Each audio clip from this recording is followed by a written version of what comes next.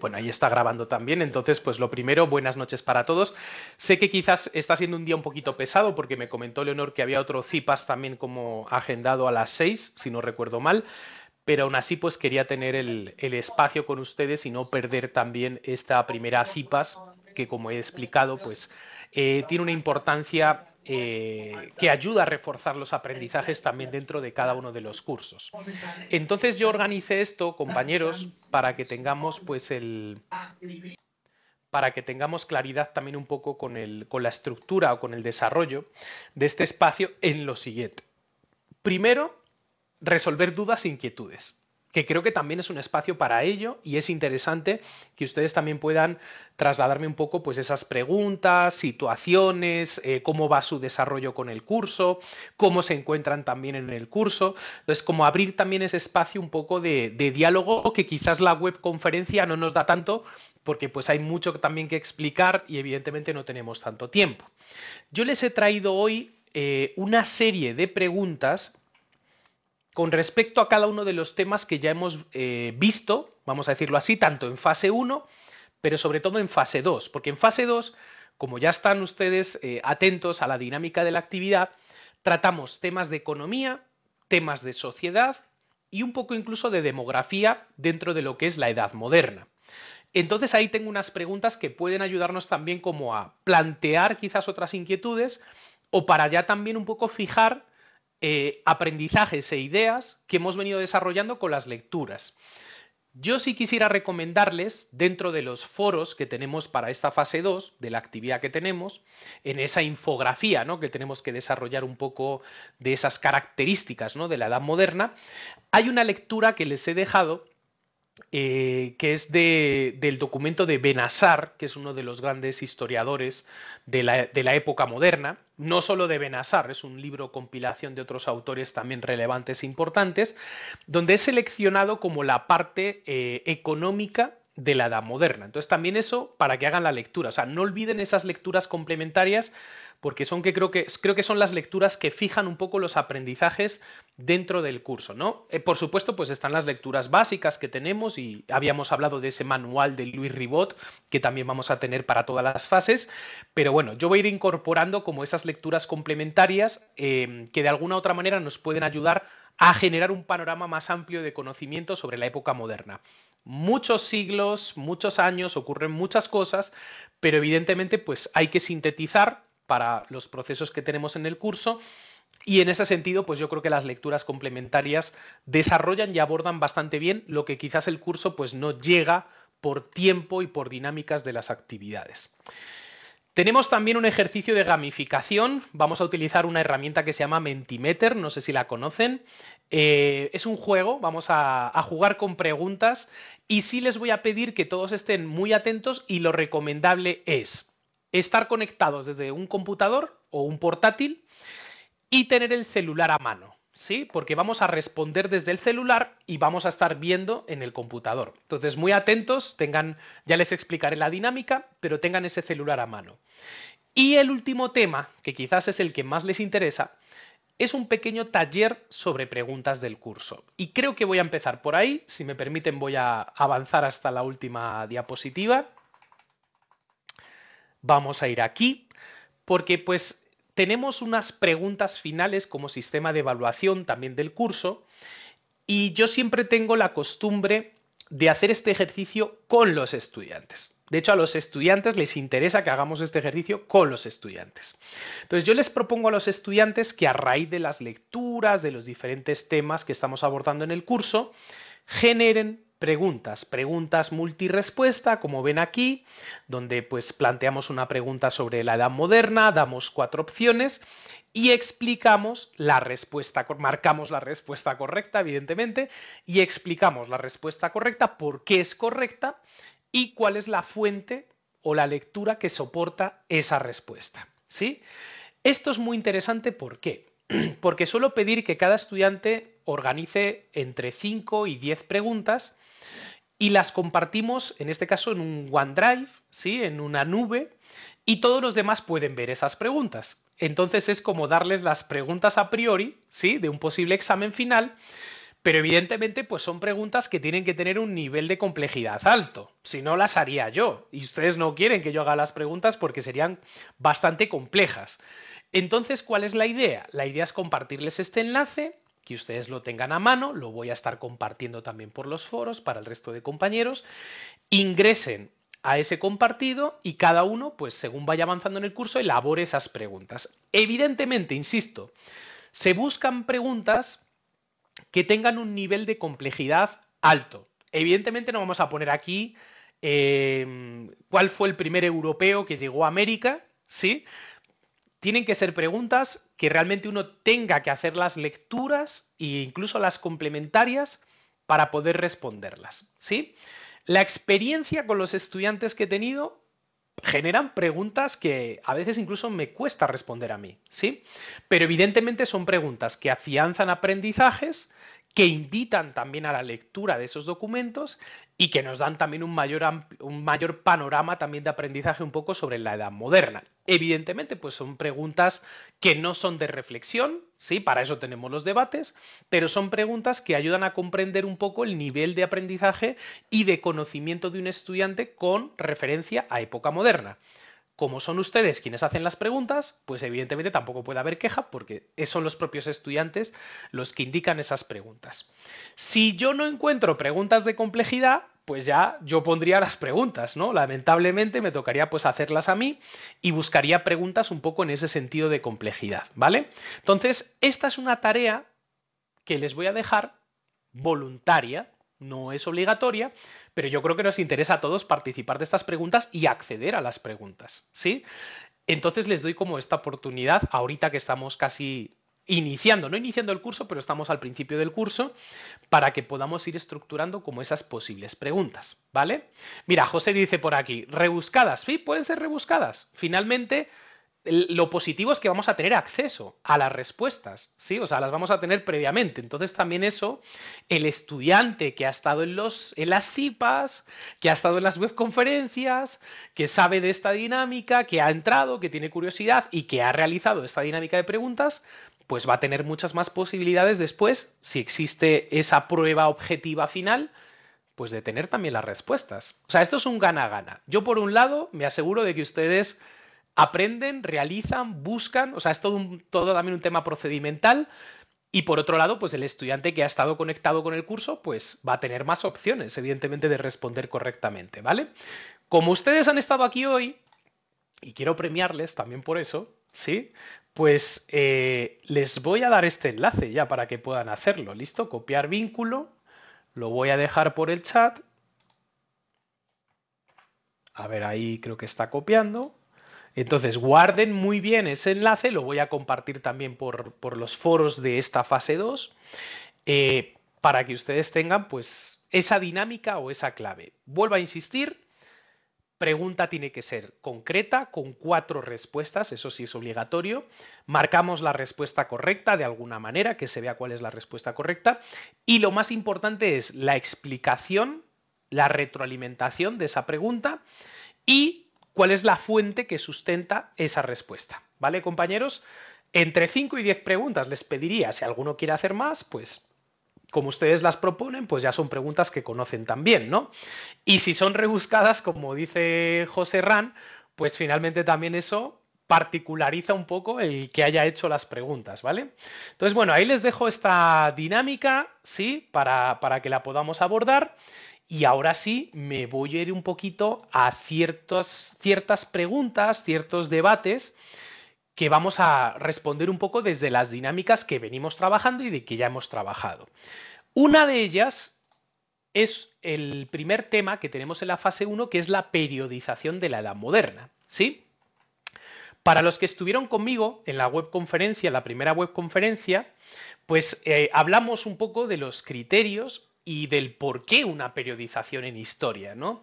Evidentemente, somos animales de costumbres, los seres humanos, y tenemos una obsesión. Y la obsesión del ser humano es poder definir todo y generar taxonomías de todo. Sí, de hecho lo podemos comprobar a nivel de biología o a nivel de naturaleza, donde tenemos esa curiosidad por encontrar nuevas especies, definirlas, categorizarlas y darles una estructura dentro de el reino animal, por ejemplo, ¿no? O en la fauna, ¿no? En la flora, perdón. En todo el tema también botánico, por ejemplo, ¿no? Tenemos grandes ejemplos. De hecho, por aquí estuvo un gran botánico, ¿no? José Celestino Mutis, de Cádiz, que trabajó y vivió muchos años aquí en lo que era, ¿no? La Nueva Granada, lo que hoy en día es Colombia, ¿no? Y Suramérica. Entonces, evidentemente, ya ahí tenemos un recorrido. Y con la historia pasa lo mismo, finalmente. Necesitamos unas convenciones también para poder estructurar nuestro campo de conocimiento. Evidentemente tenemos que saber de todo, pero también somos especialistas en determinados momentos, en determinadas épocas. Evidentemente estos criterios de división, como ustedes ya han leído, pues vienen desde elementos políticos, económicos también, culturales o intelectuales, o también sociales y tecnológicos. De hecho, las escuelas historiográficas están un poco detrás de cada uno de estos elementos. Seguramente ustedes pues ya han visto cursos o van a ver cursos de historiografía y verán, por ejemplo, pues que a lo largo de la historia hemos tenido historiadores que han planteado la división de la historia, evidentemente, desde hechos políticos. Y muchos de nosotros hemos recibido esa educación, la división a partir de hechos políticos. Hablábamos del inicio de la Edad Moderna, entonces casi todos habían respondido en sus trabajos que la caída de Constantinopla, 1453, era la fecha clave, o el no sé si bien o mal, llamado descubrimiento de América, 1492, pues es un hecho que marca esa división. Pero otros historiadores, ¿sí? También se enmarcan, por ejemplo, en temas económicos. Por ejemplo, toda la escuela de marxistas británicos, desde Erich Hobsbawm y otros autores, otros historiadores, dividen un poco la historia por cambios, como dicen ahí, o transiciones económicas. Y una que es muy clara en la Edad Moderna es el paso del sistema económico feudal de la Baja Edad Media, del antiguo régimen, tenemos que hablar mucho del antiguo régimen en Europa, para llegar a los inicios del capitalismo, ¿no? Hablar de capitalismo en la Edad Moderna quizás es un poco atrevido, no sé si mediados finales del siglo XVIII, incluso podemos hablar de un capitalismo tal cual lo conocemos, pero sí es la base que ya está puesta de esa globalización para hablar de un capitalismo posterior. Entonces también podemos dividir un poco la historia del ser humano en sistemas económicos. Incluso podemos hablar de lo que es en los nómadas, ¿sí? El nomadismo y también el sedentarismo, ¿no? Ahí tenemos también cambios un poco de épocas o de eras. También podemos hablar de movimientos, ¿no? Tenemos el Renacimiento dentro de la Edad Moderna, que es un cambio grande de ese paso de la Edad Media, pero tenemos también el Barroco, que es otro paso importante dentro de la Edad Moderna, y podemos hablar también de un sistema cultural que es la Ilustración, que cambia un antes y un después en la historia del ser humano, ¿no? La Ilustración de mediados finales del siglo XVII y sobre todo del siglo XVIII es la que pone, por ejemplo, las bases de lo que va a pasar en América con las independencias. Tiene su origen, uno de los orígenes de las independencias de América es la Ilustración. ¿Por qué? Porque la Ilustración cambia la mentalidad y el pensamiento de los seres humanos que pasan de unas concepciones tradicionales, históricas, antiguos regimentales, de visiones incluso que superan grandes tradiciones como la monarquía, aunque hay otros ejemplos también en la Edad Moderna de sistemas como repúblicas, ahí tenemos Génova, tenemos Venecia y tenemos también otros sistemas, pero evidentemente la monarquía, pues incluso podemos hablar de un absolutismo monárquico, ¿no? En el siglo XVII sobre todo, o un despotismo ilustrado en el siglo XVIII. Pero evidentemente la ilustración rompe muchos esquemas de pensamiento y de ahí es que van a surgir revoluciones, la revolución americana de los Estados Unidos o la propia revolución francesa. Incluso Inglaterra, que siempre ha sido muy conservadora y de cambios poco profundos o críticos, pues también Inglaterra en el siglo XVII tuvo el derrocamiento de uno de sus reyes, ¿no? Y ahí tenemos la época de Cromwell, ¿no? Por ejemplo,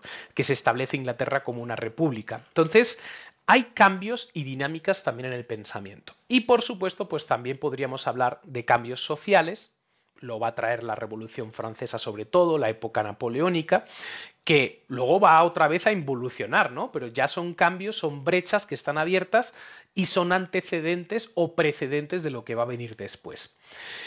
Esto evidentemente, pues todo esto que estoy hablando tiene un marco geográfico aunque he hablado también de América, pero tiene un marco geográfico bastante definido, que es Europa. Y eso genera un problema, lo veíamos también en la webconferencia, ¿no?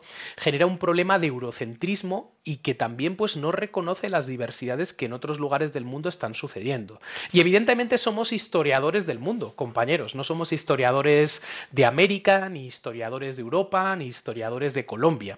Tenemos que tener una formación universal como historiadores, ¿no? Y un reconocimiento de esas diversidades. Por lo tanto, esto supone problemas a la hora de establecer periodos. Tenemos también que hablar de transiciones y rupturas, cambios y permanencias. Ese es un discurso que tenemos los historiadores que es básico para poder entender la historia de la humanidad.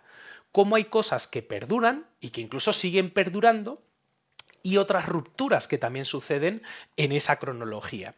Por ejemplo, tanto en la Primera Guerra Mundial como en la Segunda Guerra Mundial, ya en la edad contemporánea llamada, son rupturas, son momentos de crisis, ¿sí?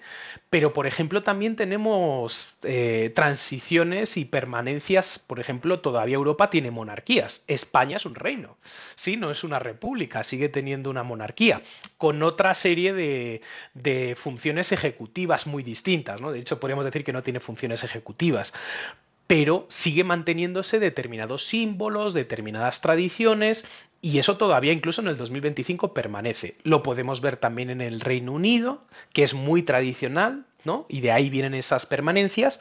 Y tenemos que hablar también un poco en clave, pues, de esas rupturas y transiciones o permanencias. Y evidentemente, pues también la cronología tiene una revisión permanente, ¿no? Aquí un poco para polemizar, les he traído este mapa que es más o menos alrededor, no sé si tengo la fecha por aquí, pero más o menos sobre 1550, ¿sí? Entonces, quiero preguntarles, porque esto es un debate, no solo voy a hablar yo, ¿qué les parece este mapa, compañeros? ¿Qué opinan de este mapa? ¿Qué me podrían decir de este mapa? Sí, ahora que hablamos de periodización, hablamos de cronologías, y yo les he plantado aquí una fecha particular, que es 1550, el estado del mundo.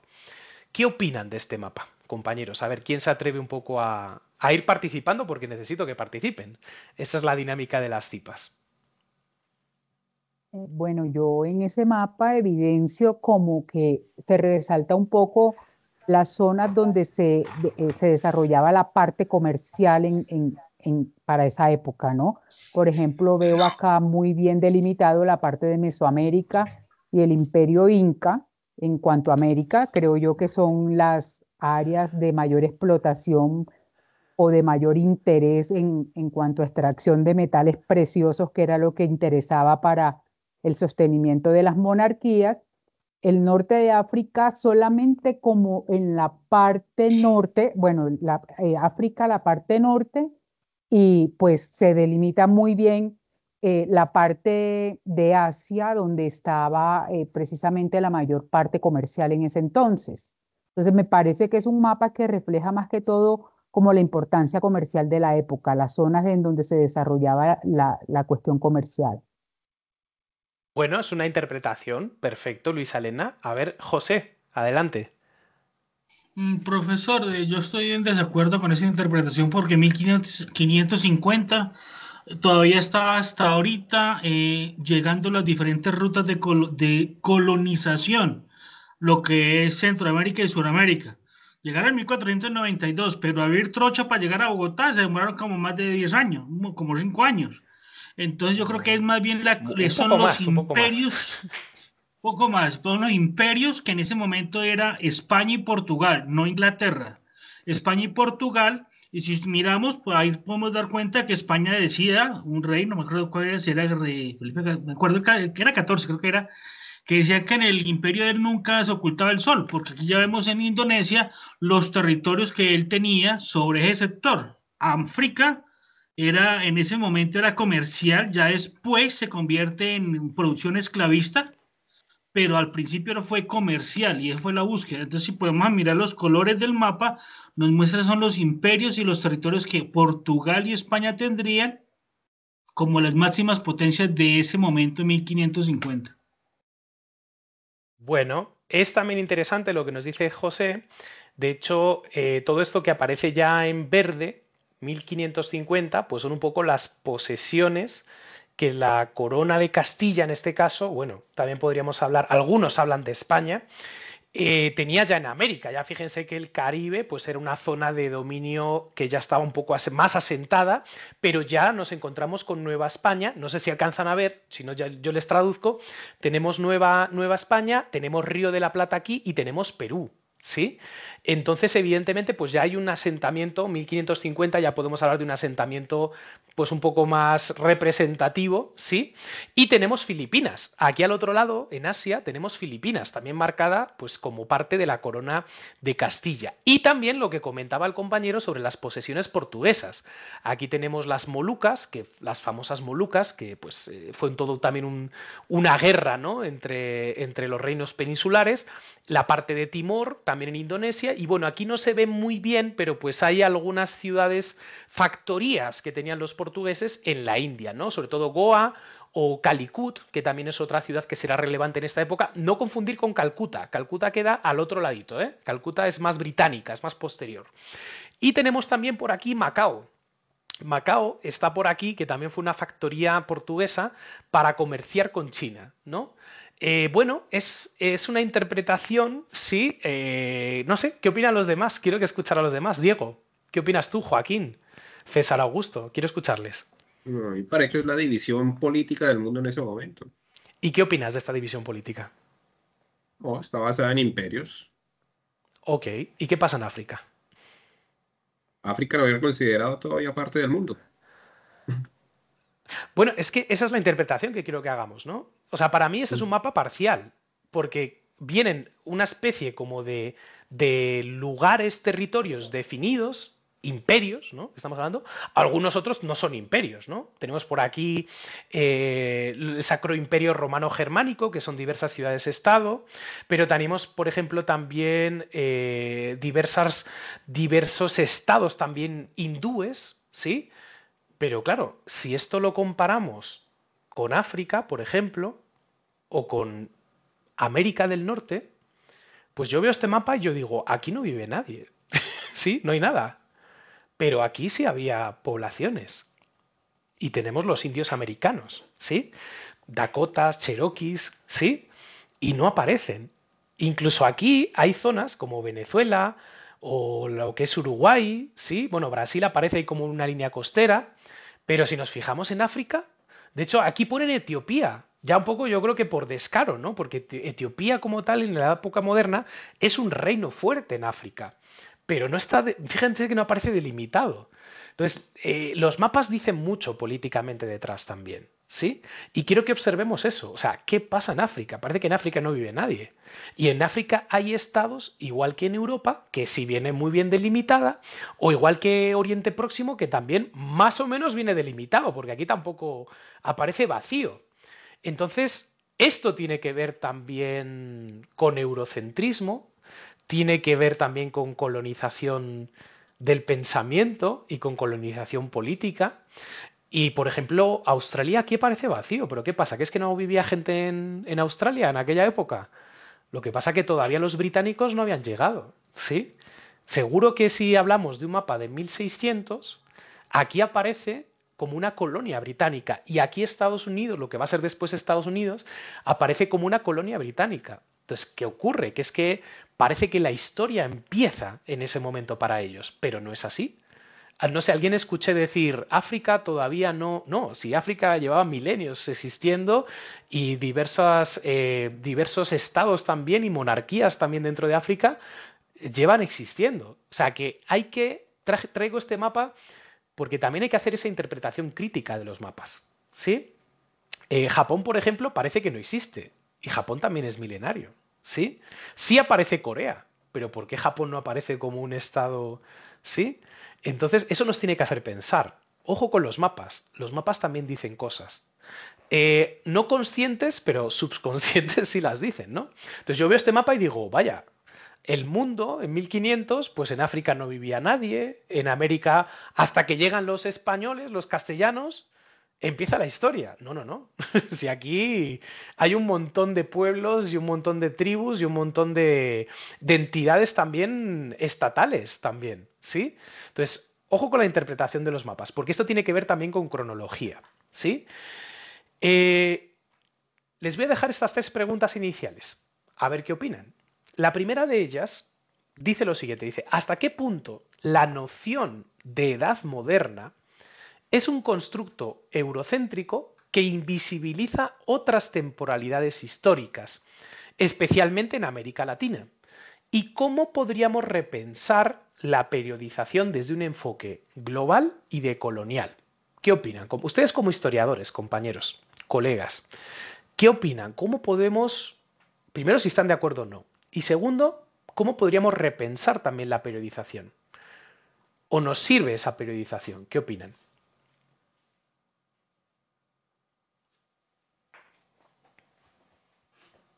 Joaquín, adelante.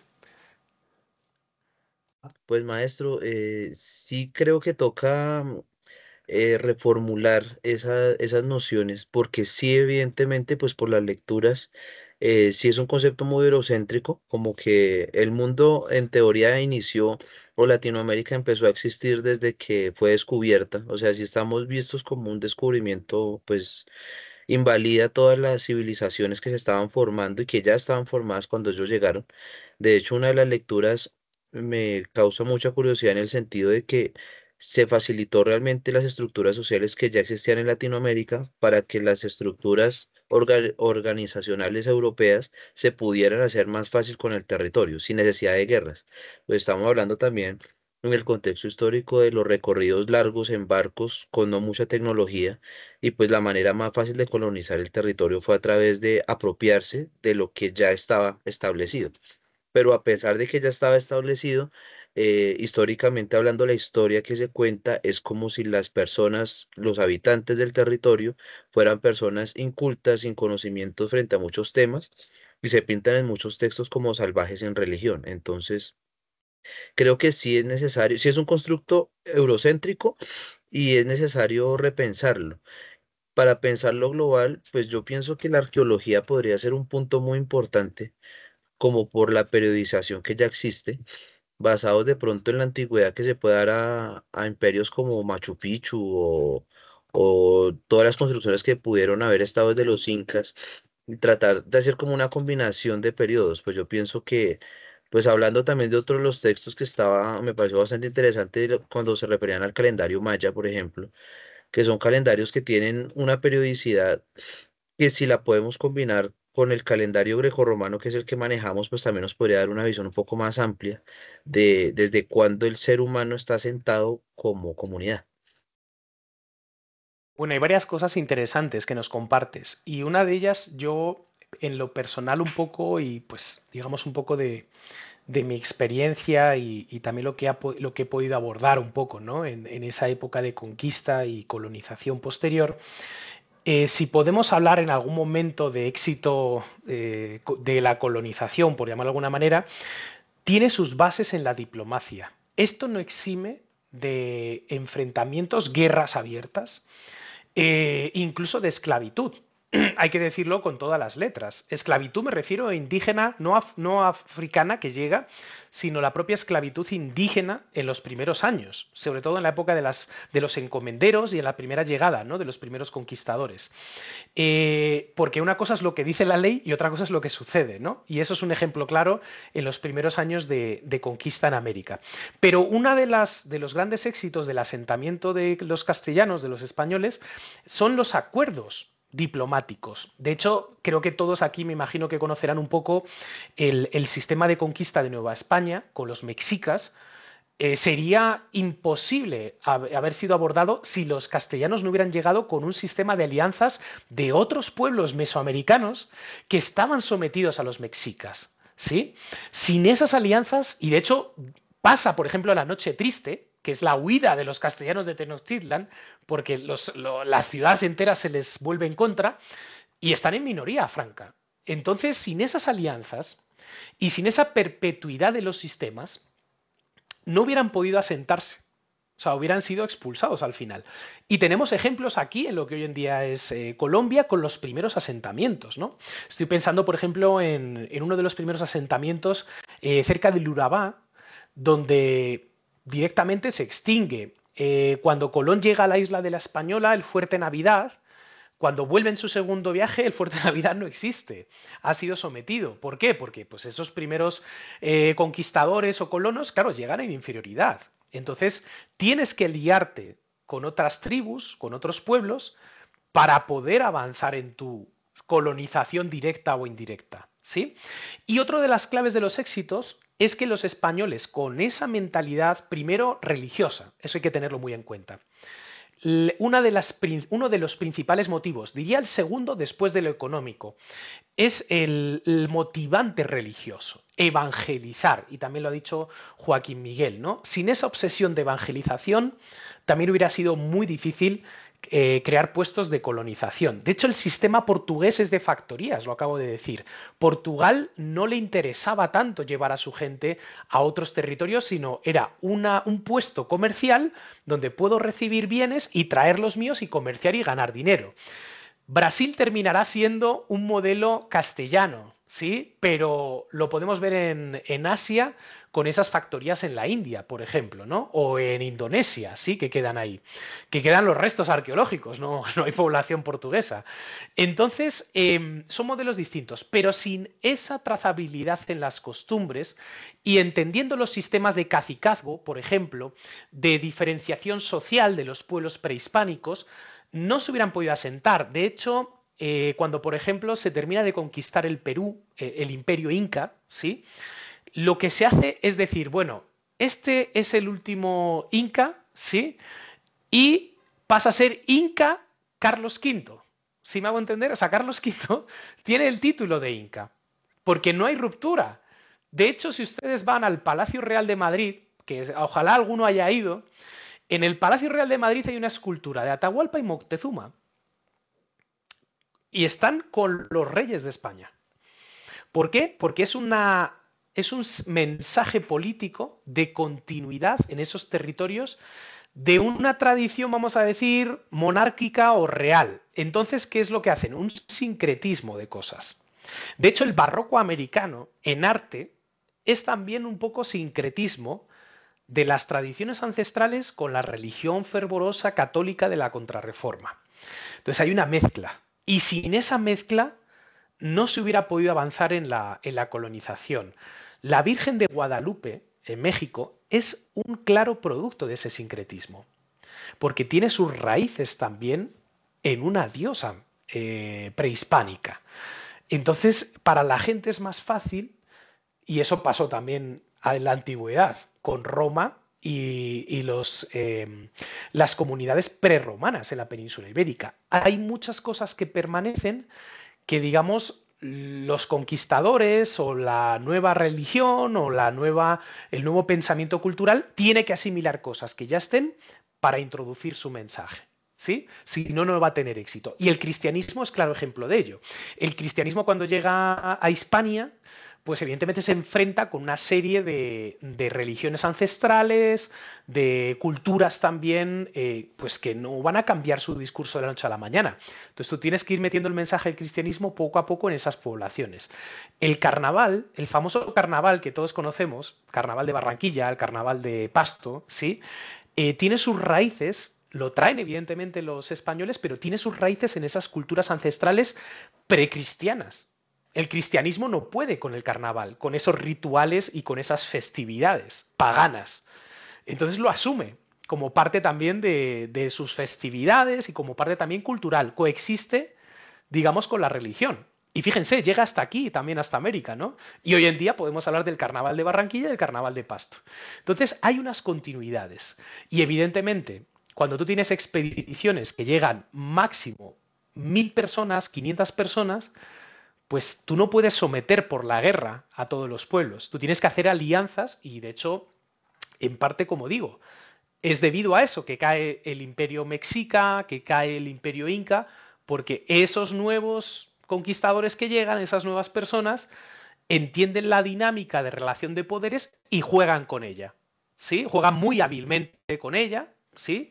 Pero evidentemente no lo pueden hacer solos. Si no tienen otros pueblos aliados que en determinados momentos apoyen en guerras cruentas, además, porque estamos hablando de época moderna, no hay derechos humanos, entonces evidentemente, pues, si no tenemos ese apoyo masivo de población, es imposible que seamos o sometamos, digamos de alguna manera, culturalmente, políticamente y económicamente a todos esos pueblos diversos, ¿sí? Entonces, esa es un poco la historia también que ocurre en América, ¿no? Pero que de alguna otra manera también lo vemos reflejado en Europa, en las luchas intestinas dentro de Europa, ¿no? O sea, no es algo que tampoco los españoles inventen. Los castellanos vienen de una época de más de 700 años de lucha dentro de la península ibérica. ¿De lucha de quién? Pues de los reinos cristianos con los estados y organizaciones también islámicas, musulmanas. Y no son 4 años, son 700 años. Y ahí también hay alianzas. Sí, no sé si ustedes conocen, por ejemplo, la figura del Cid Campeador. No sé si alguno la conoce. Por ahí una película de Charlton Heston, de Hollywood, sobre el Cid Campeador. El Cid Campeador es un mercenario de los reinos cristianos, pero que trabaja para reinos también de taifas islámicos. ¿Sí? O sea, existía también, no había una división marcada. Había muchas guerras peninsulares que era un reino cristiano aliado con una taifa musulmana en contra de otro reino cristiano que estaba aliado con otra taifa distinta musulmana. De eso no se habla en España, pero las relaciones de poder internamente políticas se dan así. Evidentemente, con los años, pues hay muchos historiadores que hablan de una reconquista por un tema religioso. Y esa fervorosidad religiosa pues se traslada también en 1492 a América, ¿sí? O sea, hay muchas continuidades. Tenemos que conocer lo que ocurre en la Edad Media en la península ibérica para entender lo que ocurre en 1492 en América. Si nosotros pretendemos hacer una interpretación solo desde nuestro contexto local o nacional de aquí de América, sin entender esas bases y esas personas que también llegan de Europa, lo que ocurre años anteriores allí, cómo es su forma de ver el mundo, que no es la del 2025, evidentemente, pues vamos a hacer interpretaciones erróneas de lo que sucede aquí, ¿sí? Entonces, por eso es tan importante también que entendamos la historia europea y sobre todo también de la Edad Media, incluso diría también de la época antigua, porque lo estoy diciendo en mi discurso, hay muchas cosas que llegan a América que incluso tienen esa base romana. Yo me atrevo, voy a ser muy polémico, pero me atrevo a hablar de una romanización de América, porque muchas de las bases que traen los castellanos, toda la jurisprudencia, todos los sistemas en parte políticos, vienen de esa herencia romana y un poco de la herencia también germánica, incluso también musulmana. Sí, aunque ahí hay que hacer acotaciones también, pero sí existe también, incluso dentro de nuestro lenguaje, un montón de palabras del árabe, ¿sí? Que están en nuestro lenguaje, en el español. Entonces, hay que entender también esas dinámicas para entender lo que sucede aquí en América. ¿Listo? Pero bueno, entiendo también un poco el mensaje que nos deja Joaquín Miguel en torno, claro, a esa incompatibilidad de las periodizaciones. Es que fíjense, solo desde el nombre, Edad Moderna. El nombre de Edad Moderna se pone por oposición. O sea, no es que se piense en una edad moderna, sino que se habla de una edad antigua y el contemporáneo de la edad moderna dice, pues esta es la época de hoy en día. Entonces, fíjense, ¿qué pasa con la Edad Media? La Edad Media es el gran problema. Porque, primero, se llama Edad Media porque no tiene sentido, o sea, es porque es lo que hay ahí en la mitad. Ni época antigua ni época moderna, Edad Media. Pero claro, si asumimos la Edad Media, por ejemplo, en América, pues no sé qué tanto, ¿sí? Los aztecas, los incas, están dentro de esa Edad Media, porque son diferentes ritmos también de evolución y progreso, y distintos. O, por ejemplo, cómo la Edad Media se relaciona con la India, que es otro territorio que no se adhiere a ese concepto de Edad Media. O cómo la Edad Media se adhiere, por ejemplo, a China con sus diferentes dinastías, o a Japón o a Corea, que también son otros mundos distintos, ¿no? O a Oceanía, que es otro ámbito geográfico muy distinto. Entonces, claro, englobar a todo el mundo en los mismos periodos, con la misma cronología, con ese calendario gregoriano que nos hablabas, empezando por ahí tenemos un problema, porque la India tiene su propio calendario, China tiene su propio calendario, los judíos tienen su propio calendario, ¿sí? Los mayas tenían su calendario. Entonces, claro, unificar todo eso, hay que entender ese problema, ¿sí? Evidentemente tenemos que tener algún sistema para generar programas de historia, por ejemplo, pero existen otras posibilidades y es ahí donde quiero hacer énfasis un poco poniendo el ejemplo de la época moderna, ¿no? La segunda pregunta nos dice que la Edad Moderna suele caracterizarse por el tránsito entre feudalismo y capitalismo, lo hablábamos al principio, así como el surgimiento de los estados modernos. Esto es algo que quiero dejar, voy a ser muy intenso con esto durante el curso. En 1492, por poner una fecha clave, es muy difícil hablar de estados. Estamos empezando a hablar de estados, pero no es ese estado-nación. Por ahí lo vi en algún trabajo y yo dije, no, es que estados-nación no existen ni en 1492, ni en 1500, ni en 1600, ni en 1700. Los estados-nación tenemos que empezar a hablar a partir de 1789. Revolución Francesa o la independencia de Estados Unidos. Podríamos hablar de Estado-nación y aún así es complejo con Estados Unidos. Pero en Europa no podemos, y en el mundo no podemos hablar de Estado-nación como tal en época moderna. Hay que entender los países, por llamarlo de alguna manera, como relaciones de vasallaje. Los castellanos de la época no pensaban en España, ni pensaban en Castilla. Pensaban en su fidelidad, en este caso a la reina, Isabel la Católica, o posteriormente su fidelidad con Carlos I de España, V de Alemania, emperador, ¿sí?, del Sacro Imperio Romano Germánico. Pero en esa deferencia. No se piensa como un equipo de fútbol, ¿no? Cuando juegan el Mundial y todos vamos con Colombia o todos participamos apoyando a nuestro país. No es esa concepción. Esa concepción surge a partir de la Revolución Francesa, que es cuando surge el ciudadano, el concepto de ciudadano. Aquí tenemos que hablar de súbdito. Y de hecho, este concepto de súbdito cambia también la historia un poco en América. Porque hablaba antes, cuando los conquistadores llegan, incluso Cristóbal Colón, cuando llega a las Antillas, después ya de económicamente ver inviable que no hay especias como tal directamente, el oro se acaba rápido, se consigue oro al principio, pero luego no hay minas de oro, ¿sí? Entonces, ¿cuál es la opción económica? Llevar esclavos indígenas amerindios, esclavos, a Europa. Y Colón, de hecho, lo hace. Se lleva a un grupo de indígenas hasta España, hasta Sevilla, y de ahí creo que estaban en Granada, en Barcelona, y se los presenta a Isabel la Católica como posibilidad económica de vender esclavos. Lo mismo que estaban haciendo los portugueses en África. ¿Sí? Claro, Isabel la Católica, existe un debate, existe una controversia, que además es en Valladolid, de las leyes de Burgos, y la monarquía, porque no es un Estado-nación, es una propiedad de una persona, que es el rey o la reina, es una propiedad, todo es una propiedad, y hay relaciones de vasallaje. Hay que entender el feudalismo y el antiguo régimen, pues dice, no pueden ser esclavos porque tienen que ser súbditos. Claro, ¿cuál es la diferencia? El súbdito tiene que pagar impuestos, porque no es noble. Aunque va a haber indígenas nobles que no van a pagar impuestos y que van a mantener su nobleza y se les va a crear cargos de nobleza. Y tenemos mucho ejemplo, por ejemplo, con... ay, se me olvidó el nombre. Hay un pueblo en Mesoamérica que se alía con España para derrocar a los mexicas, los tlaxcaltecas, y hay nobles tlaxcaltecas.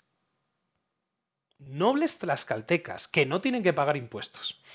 Entonces, claro, ella dice, beneficia mejor a la corona de Castilla y a mis propiedades tener súbditos que venderlos como esclavos. Más porque también hay una concepción religiosa de esa concepción del súbdito. Y eso cambia la historia. Que si no, aquí se hubiera convertido en otro continente como África, donde podríamos hablar incluso de una migración hacia Europa, hacia otros territorios, como mano de obra para poder tratarlos como propiedades, esclavos, en funciones, digamos, concretas. Una de las particularidades, sobre todo en la costa caribe, es que el ser humano indígena no está preparado para los trabajos extensivos. Tenemos que entender que el sistema económico, sobre todo en las Antillas, es de subsistencia. O sea, yo no estoy trabajando 8 horas diarias para construir algo o producir algo, sino que yo voy, en el río pesco, en el mar tal, aquí cultivo, aquí recojo frutos, pero para mi subsistencia. Es un tema de pensamiento. Claro, cuando los castellanos llegan a las Antillas, lo primero que hacen es, vamos a construir catedrales, vamos a construir iglesias, vamos a construir infraestructura, vamos a plantar caña de azúcar, vamos a plantar trigo, vamos a plantar cebada, Claro, el indígena no está preparado para eso. Y muchos de ellos mueren por trabajos forzados, ¿sí? Mueren por trabajos forzados. Y es ahí cuando empieza a llegar esa inmigración de esclavos africanos para trabajar en esas plantaciones, para trabajar en esos trabajos extensivos que en muchos casos el indígena amerindio no, físicamente no tiene esa constitución para trabajar. Y es la gran denuncia que hace también las casas en contra del trato a los indígenas que dan los encomenderos castellanos. Y eso es parte también de las controversias de Valladolid y de Burgos, que empiezan a emitir leyes de protección a los indígenas, que luego muchas de ellas no se cumplen, evidentemente, ¿no? Pero hay un interés de la corona como propiedad global, ¿sí?, de que sus súbditos vivan en determinadas condiciones para que subsistan, para que, digamos, puedan también pagar sus impuestos. O sea, nada es gratuito. Pero además, en esa época tenemos un descenso demográfico gigante. Tenemos un descenso demográfico de miles, pérdida de miles de millones de habitantes en América, por diversos motivos. Guerras es un motivo, evidentemente. Trabajos forzados es otro motivo, evidentemente. Muchas de las mujeres en América tienen un descenso en nacimientos. Hablan incluso de una historia cultural en torno al cambio de pensamiento de esas mujeres y cómo esas mujeres ven que su estilo y su mundo de vida ha cambiado por otro distinto y dejan de tener hijos, porque ¿por qué voy a traer un hijo a sufrir a esta vida? Entonces hay un argumento de pensamiento muy interesante cultural y el más potente, evidentemente, las enfermedades. Lo vemos todavía hoy en día, ¿no?, con el COVID, pero evidentemente las enfermedades que llegan de Europa, que la genética de los indígenas amerindios no está, nunca ha conocido, no está preparada, no existen las vacunas, compañeros, entonces es la tormenta perfecta para que mueran millones de personas, ¿sí? No está totalmente contabilizado, hay trabajos, hay estudios de ese descenso demográfico, pero hay cifras que se estiman en torno a un 70-80% de descenso demográfico. Es brutal. Históricamente es el mayor descenso demográfico de la historia. ¿Sí? Entonces, eso también impacta evidentemente en la economía y en las relaciones y en la política española castellana en América. ¿Sí? Y por eso también se habla también de mestizaje y se generan también esa posibilidad de matrimonios mixtos y desde descendencia mixta criolla que hablamos, ¿sí? Entonces eso también es parte de la historia, pero también como posibilidad a esas otras causas que estamos hablando. ¿Listo? Bueno, ahí les dejo como esas interpretaciones. Pero evidentemente, respondiendo un poco a la pregunta, ¿es legítimo seguir aplicando esta categoría de edad moderna en contextos como el Nuevo Reino de Granada, donde coexistieron lógicas muy interesante, medievales por un lado, pero también modernas por otro lado, pero también coloniales, porque América específicamente por todas estas causas que estoy hablando, pues tiene también procesos diferentes a Europa o a Castilla, por ejemplo, ¿no? Entonces, no sé, y ahí es la pregunta que les lanzo, si realmente pues estas categorías o qué opinan ustedes aplican como tal a América, ¿no? En la historia colombiana, por ejemplo, hablamos de la época colonial, ¿no? Desde 1520-30, que empiezan a llegar los primeros castellanos desde el Caribe, hasta ya pues las independencias, ¿no? Que sería nuestra, entre comillas, época moderna, pero realmente se habla de la época colonial, ¿no? Y después se habla de una época de independencias. De hecho, creo que lo podemos ver mejor, no sé si traje esa diapositiva, me adelanto un poco, en esta tabla, ¿sí? Aquí tenemos posibilidades cronológicas. Tenemos la clásica europea o eurocéntrica, si le queremos llamar así, pero fíjense que también hay una propuesta latinoamericana. Entonces, fíjense, en la propuesta latinoamericana se habla de etapas prehispánicas, que incluso el propio concepto es debatible, porque no es propio. Se habla de prehispánico. O sea, se está atando a la importancia o relevancia de otra época que va a venir posteriormente, que es la de la conquista y colonización. De hecho, se divide mucho en historia de Colombia la época de la conquista, primeros años, de una época posterior ya de colonización y asentamiento, de fundación de nuevas ciudades, por ejemplo, ¿no? O refundación de ciudades, ¿no? Entonces se habla de esa etapa. Después pasaríamos a independencias y formación de repúblicas, que es esa etapa un poco de transición, ¿no? De las guerras de independencia. Pasaríamos después a otra etapa ya de estados nacionales, consolidación, ahí sí, de estados nacionales y modernización. Y hablaríamos de una última fase más contemporánea de globalización actual. Entonces es una propuesta interesante desde una perspectiva latinoamericana, ¿sí? Hay otras, por ejemplo, una perspectiva global mundial que habla desde la prehistoria, por ejemplo, ¿no? Que también es un condicionante, porque es una etapa histórica que no la metemos dentro de la historia, la llamamos prehistoria. ¿Cuál es el punto de quiebre? Las primeras civilizaciones que tienen escritura. Y eso es muy, muy polémico, muy crítico hablar de eso. Pero es una etapa de prehistoria. Y eso, pues, hoy en día está en los manuales más tradicionales de división, en los programas en España tienen asignaturas de prehistoria, prehistoria 1, prehistoria 2, pero es muy debatible también, ¿no? Porque esas sociedades, esos seres humanos también, que ya muchos de ellos eran no nómadas, eran sedentarios también, pues ¿por qué no están dentro de la historia aunque no tengan escritura, ¿no? No tengan testimonios escritos también de su propia historia, ¿no? Como empezarían a tener los griegos con Estrabón, etcétera, etcétera. Bueno, es polémico también, ¿no? Entonces también tiene como su división, incluso ahorita se ha dividido un poco la edad contemporánea del antropoceno, ¿sí? Que es también otro debate que tenemos hoy en día.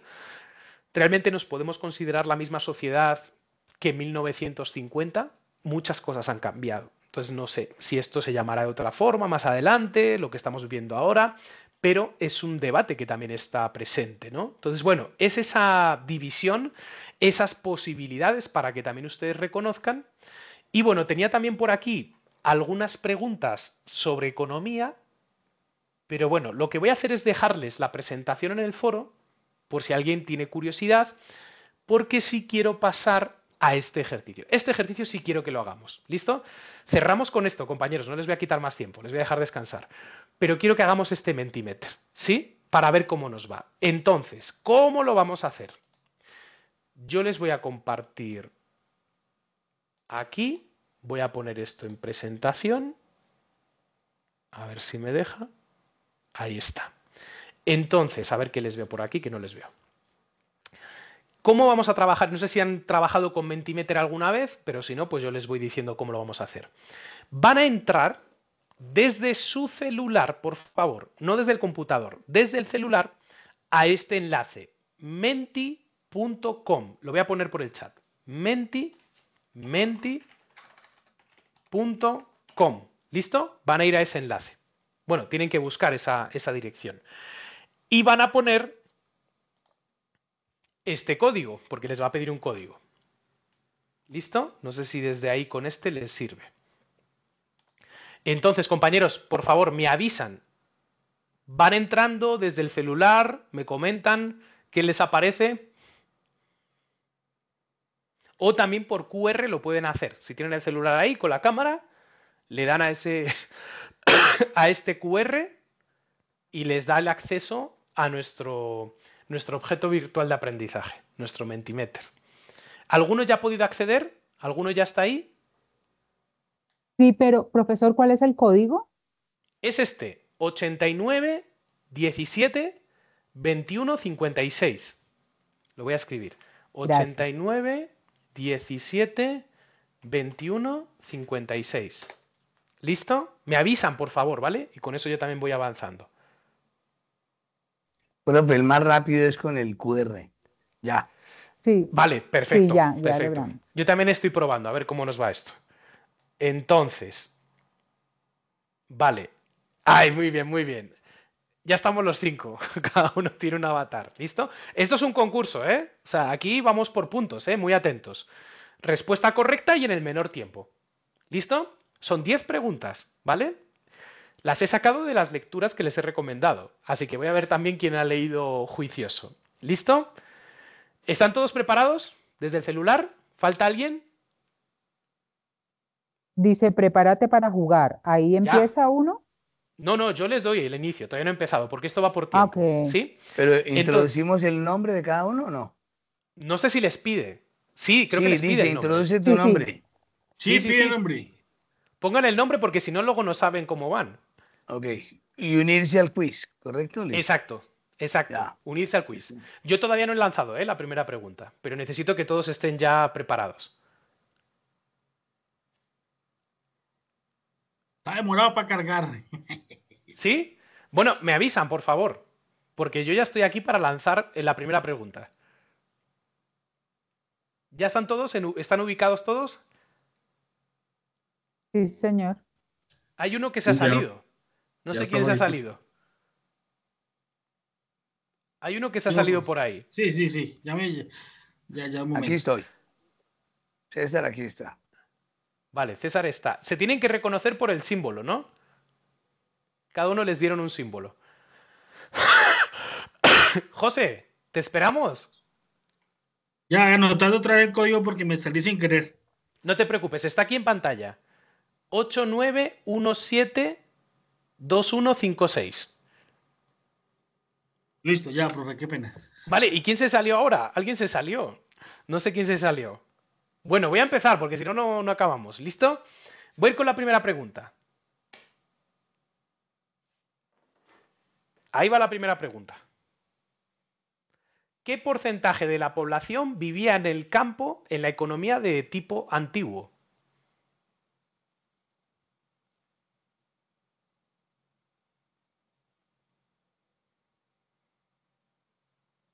Se va acabando el tiempo, ahí están las opciones, ¿no? Lo pueden ver desde el computador y responder por el celular. Bueno, pues 3 respondieron entre el 80 y el 90%. 1 respondió entre el 50 y el 60%. Entonces, los 3 que respondieron entre el 80 y el 90% son la respuesta correcta, compañeros. ¿Listo? Respuesta correcta. Entonces, vamos a ver quién va primero. ¿Listo? Ahí está Diego, Miguel, Luisa y César. Entonces, de momento vamos así. Esa es la primera pregunta. ¿Listo? Diego fue el más rápido, ¿vale? ¿Preparados con la, ¿Preparados con la segunda pregunta? Ah, es que ya le cogimos el tiro, hay que contestar súper rápido. Claro, el que más rápido, más Ya, puntos. ¿Vale? ya. Bueno, pero vamos ahí empatados, ¿no? Incluso César, aunque no crean, César puede remontar, ¿eh? Que también puede pasar. Vamos con la segunda pregunta. Listo, ahí están los 5 preparados. Vamos con la pregunta. ¿Cuál fue la innovación agrícola americana más importante introducida en Europa en el siglo XVI? ¿Café, maíz o arroz?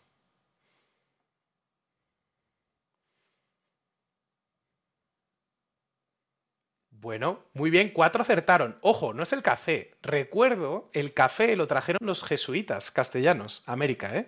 Aunque tengamos aquí el mejor café del mundo, lo trajeron desde fuera, ni siquiera tampoco era castellano. De Medio Venía de Oriente. Etiopía, de Medio Oriente, efectivamente. Entonces, lo que sí llegó a Europa fue el maíz, porque el maíz no existía en Europa. ¿Listo? Bueno, vamos a ver cómo vamos. A ver cómo... Puntos. Con esta nueva pregunta. Bueno, José Herrán fue el que más puntos sacó y, miren, Diego sigue primero, pero muy seguido de Luisa. Y José Herrán, fíjense lo que ha subido, ¿eh? Y miren César, ya 861 puntos. ¿Listo? Miguel, va ahí también, va un poco... Vamos ahí. Vamos con la siguiente pregunta.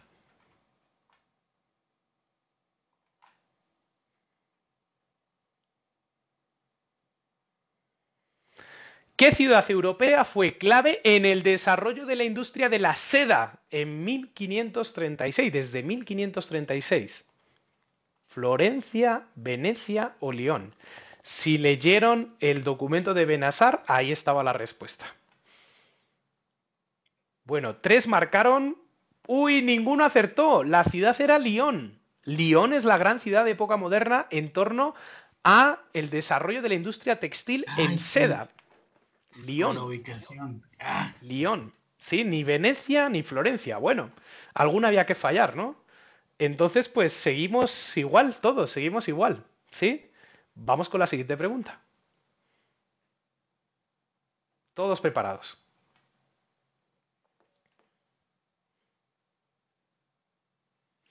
¿Qué sector ocupaba el primer lugar entre las industrias de consumo en el siglo XVI? ¿Metalurgia, construcción o textil?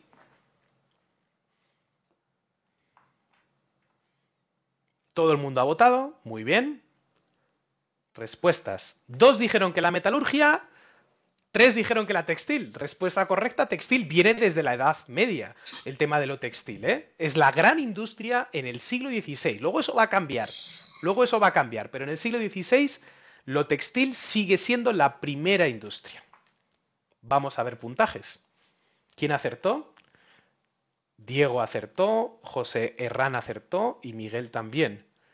Muy bien. Bueno, pues José pasa al segundo puesto. Diego sigue en cabeza. Muy bien, muy bien. Vamos con la siguiente pregunta.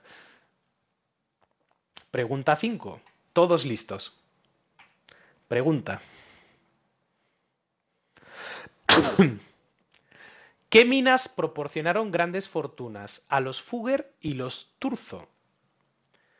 ¿Las de plata de los Habsburgo, las de oro en América o las de cobre en Escandinavia? Así quiero las preguntas, ¿eh? Así son las preguntas, ¿eh? Del final del curso. Bueno, respondieron 3. Respondieron 3. La respuesta correcta, las minas de plata de los Habsburgo. Revolucionan la economía europea. La plata traída de América, compañeros, de Potosí, de Huancavelica, en Nueva España, cambia la economía totalmente en Europa, ¿sí? Y España genera un primer impulso de la banca privada en Europa. Y esas son las grandes familias, la de los Fugger, la de los Turzo, que serán las que van a dar créditos para las guerras también de los Habsburgo, contra los holandeses, los franceses, los ingleses. Surgen de esa traída de plata que evidentemente la monarquía española empeña en sus guerras y que llega pues a las bancas, a las grandes bancas del norte de Italia y de Europa central. Bueno, vamos a ver quién quién respondió correctamente. Miguel y Diego. Miguel un poquito antes, por eso tiene más puntos. Bueno, Miguel sale al segundo puesto. Ahí le va un poquito. Diego, o sea, hay que seguir atentos, Diego. Pero bueno, vamos ahí bien, vamos bien. Siguiente pregunta. Bueno, aquí les puse un mapa de... este es el tema de las minas también que hay en América y donde se extrae metal de América, ¿no? Teniendo en cuenta la pregunta anterior. Pregunta 6. Ahí estamos ya los 5. Vamos con la pregunta 6. Pregunta.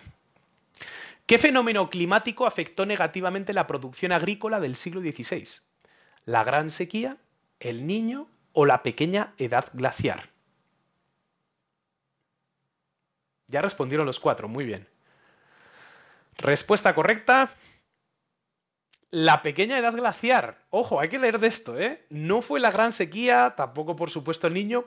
Hay una pequeña edad glaciar en Europa que Europa se congela totalmente y eso afecta a la agricultura, que como hemos visto es una de los grandes sectores también económicos y evidentemente de subsistencia de Europa. Entonces hay una pequeña edad glaciar que afecta, se da también un poco en el siglo XVII y hay que tenerla muy en cuenta para estudiar la parte económica europea. Bueno, pues Diego fue, muy bien, Diego fue la persona que acertó la pregunta, entonces se separa un poquito del resto, muy bien, pero bueno, todavía quedan preguntas, ánimo que todavía quedan preguntas. Pregunta número 7. Vamos con esa pregunta. ¿Qué comercio generó beneficios del 300 al 400% en el siglo XVIII? ¿Comercio mediterráneo, comercio triangular o comercio báltico, compañeros? Bueno, ya respondieron ahí los 4, muy bien. Respuesta. Creo que le di antes. Algo pasó. Ay, Dios mío. ¿Qué pasó? Se nos cayó también internet. Salió que hubo un problema. Sale aquí a nosotros que sale un problema inesperado. A ver. Vamos a tratar de regresar. Ah, Dios mío. Algo pasó. Y lástima porque estaba bien emocionante. Pues vamos a esperar unos segundos, si no, pues lo dejaríamos aquí, compañeros. Pero bueno, ¿qué les ha parecido la experiencia? No, pues acá uno completamente Buenísima. preocupado, como si estuviéramos... Vea, Buenísima. ya, Bien, profesor. Ya cargó. Mira, por aquí, respuesta correcta, el comercio triangular. Los 5 aprobaron. O sea, los cinco respondieron correctamente. Entonces, vamos a ver. Bueno, todos sumaron puntos. Miguel fue el que más puntos sumó. Bien, Miguel. Bueno, ahí sigue Diego en cabeza, ¿listo? Pero bueno, creo que la dinámica está interesante. Vamos a ver si nos permite acabar. Pregunta número 8. Ya queda poquito. Pregunta número 8.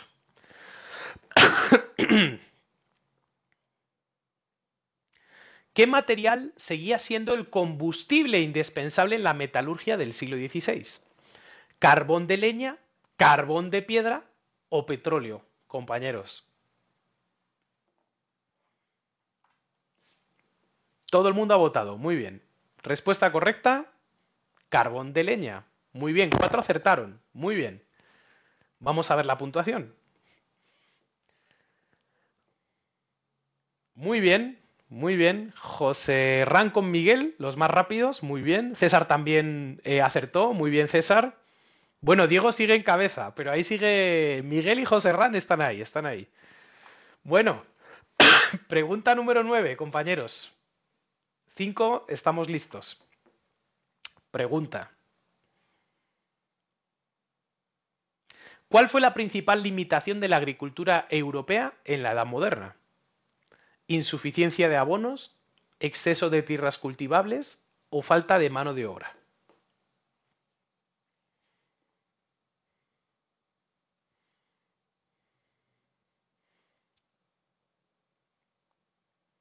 Respuesta correcta, insuficiencia de abonos. No tanto la falta de mano de obra, porque la época moderna, recuerden que demográficamente es un avance en la población, es una explosión demográfica. Sí, tiene sus crisis, pero la población aumenta en Europa. Pero la insuficiencia de abonos se convierte en el gran problema y es cuando se empieza a roturar también la tierra, que eso es una herencia que viene de la Edad Media, para tener determinados cultivos y determinadas cosechas al año, ¿sí? Entonces toca hacer como una triada entre diferentes productos para poder cultivar según la época del año. Entonces, bueno, vamos a ver, ¿quién acertó?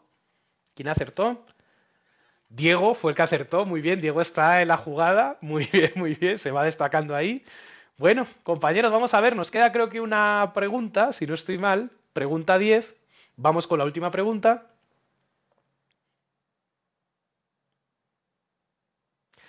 ¿Qué sector experimentó un notable crecimiento en el siglo XVIII gracias al dinamismo del comercio atlántico? ¿Artesanía rural, minería europea o marina mercante? Esta es fácil. A ver si todos han respondido correctamente. Bueno, 4 respondieron marina mercante, evidentemente. El siglo XVIII ya es un siglo de reconocimiento global, los barcos británicos están por todo el mundo, también los franceses, por supuesto siguen estando presentes los castellanos con menor, digamos, con menor autoridad, por decirlo de alguna manera, pero el siglo XVIII es la época de los nuevos barcos, los nuevos veleros, más rápidos, más grandes, con mayor capacidad de transporte. Y evidentemente, pues es lo que está cambiando también el comercio a nivel internacional. Bueno, César fue el más rápido. Excelente, César. Muy bien, muy bien, muy bien. Bueno, campeón Diego. Felicitaciones, Diego. En esta primera CIPAS, coronado el rey, muy bien. 7.625 puntos, que no está nada mal. Excelente, compañeros. Pues bueno, aquí vamos a terminar nuestra CIPAS. Espero que haya sido interesante. Que hayan aprendido también cosas nuevas y bueno, por favor, muy atentos compañeros a nuestra entrega de la fase 2, a esa infografía, por favor, muy activos en los foros para poder compartir sus infografías antes de la fecha de cierre. Creo que teníamos hasta principios de octubre, no sé si el 2, el 3 o el 4 de octubre. Bueno, muy atentos, ¿no?, a esa fecha de entrega. 3 de octubre.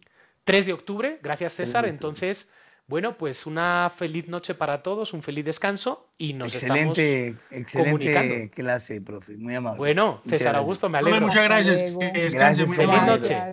Igualmente, Muchas gracias, muchísimas que esté gracias. bien. Buenas noches. Gracias.